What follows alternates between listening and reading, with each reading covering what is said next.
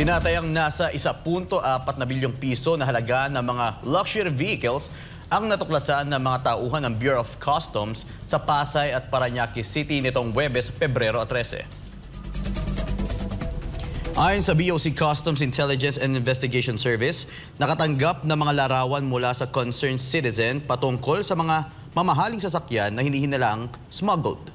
Agad na pinuntahan ng kanilang tauhan ng Acche Gong Miao sa Pasay at Top Car Specialist and Trading Corporation sa Parañaque City para kumpirmahin ang ulat. At nang dumating ang kanilang mga tauhan sa lugar ay kumpirmado ngang may luxury vehicles sa lugar na ibinibenta online. Kabilang sa mga sasakyan dito ang Ferrari, Lamborghini, Maybach at Maserati. Bagamat tinatayang nasa 1.4 billion ang halaga ng mga sasakyan, isasagawa pa ang opisyal na inventaryo upang matiyak ang kabuuang halaga ng mga nakumpiskang unit.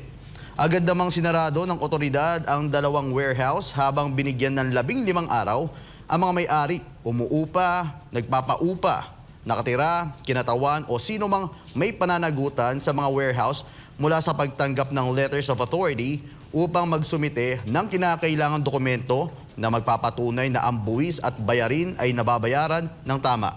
Kung mapapatunayang walang tamang dokumento, maaari silang maharap sa kasong paglabag sa Customs Modernization and Tariff Act.